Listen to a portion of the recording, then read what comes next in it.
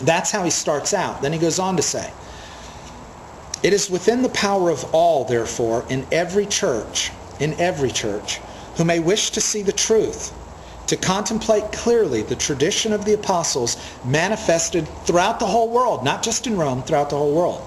"We are in a position to reckon up those who were instituted bishops in the churches by the apostles, and the succession of these men to our own times." Now here he does just address the bishops, not the churches, but again he says bishops, not the bishop in Rome. He says bishops, and he's talking about churches throughout the whole world. And he said, "If the apostles had known hidden mysteries," this was an argument of the Gnostics. They believed that the apostles had hidden mysteries that they taught to individuals apart from the public. The public wasn't worthy of these hidden mysteries. So they just taught some basic things to the churches, and while they were true, they were basic. And this is what they taught to the elders of the churches. So they went, "No, we have the truth. It was taught on the side secretly." Wink, wink. "If the apostles had known hidden mysteries, which they were in the habit of imparting to the perfect, apart and privately from the rest, they would have delivered them especially to those to whom they were also committing the churches themselves." So Irenaeus goes, your argument doesn't hold any validity. If they were going to teach hidden mysteries, they would have taught them to the leaders of the churches. "Since, however," and now he's going to start and he's going to talk about the succession in the churches.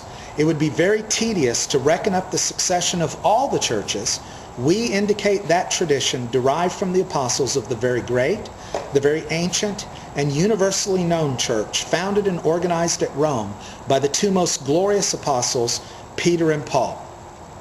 So he doesn't say, hey, I need to talk about the church at Rome because it's the only one that has a succession from Peter.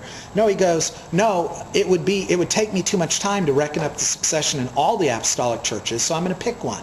And I picked that great and glorious one that had Peter and Paul in it. And notice he refers not just to Peter, he refers to Paul, because that argument of Peter received the keys of the kingdom and passed those on, was not around then. You don't find it until the middle of the 3rd century with Cyprian, and this is the late 2nd century, AD 185. So because it would be tedious to reckon up the succession of all the churches, we're going to work on the church at Rome only, that great, ancient, and universally known church founded and organized at Rome by the two most glorious apostles, Peter and Paul, as also the faith preached to men, which comes down to our time by the succession of bishops. Now, again, he's pointing out, I'm not talking about some handing down of authority. I'm talking about the faith preached to men being carried down to our time by the succession of bishops. I'm not telling you this bishop has special authority. I'm telling you that this bishop has preserved the truth. The apostles gave it to one. He passed it on to the next, and it was their job to preserve truth. "For to this church, to Rome, on account of more potent principality, it is necessary that every church, that is, those who are on every side faithful, resort. In which church ever, by those who are on every side, has been preserved that tradition which is from the apostles." Okay, now there's some argument about how that passage should be translated. It's been argued about, of course, because one of the translations of this passage is for "to this church on account of its preeminent authority." And so the Roman Catholics go, look, it has preeminent authority over every other church. However, Protestants tend to translate this because of its more potent principality. It has more power. It comes more from the first. You might think that because I'm telling you there was no pope in the early church, and I'm trying to go, Rome didn't have a special authority over other churches, and he could have counted up the succession of bishops in any church, that I would say I like that potent principality translation. I don't care which one it is, because the church at Rome did have preeminent authority.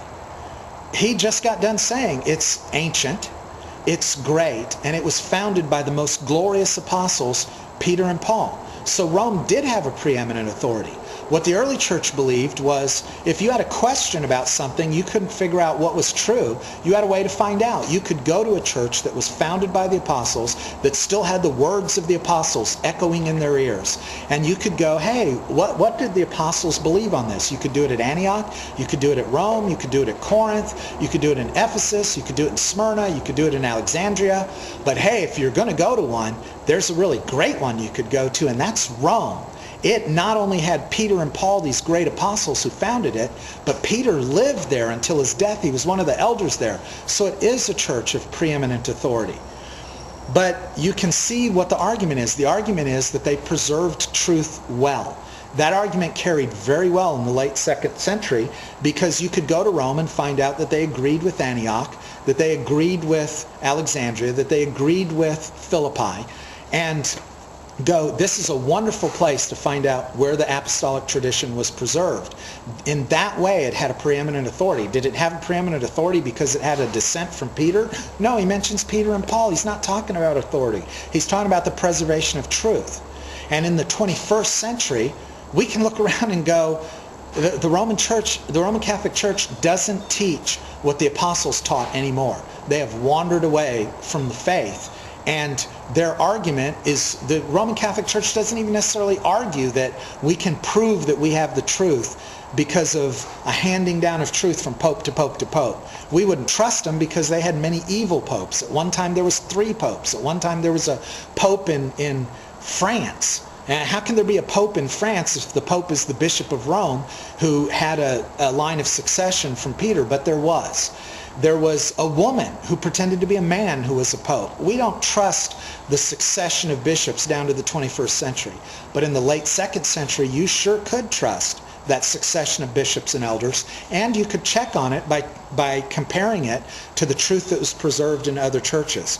So I don't mind either translation. Preeminent authority, that's fine. They had a preeminent authority, and it is good that other churches who maybe weren't founded by the apostles, who came along later, you know, if you were founded in AD 150, if there was a new church started, you weren't founded by an apostle. But you could go compare your doctrines and the things that you taught to apostolic churches, and it was a good thing for churches to resort to Rome or to resort to Ephesus in order to find out what's true. So after saying all that,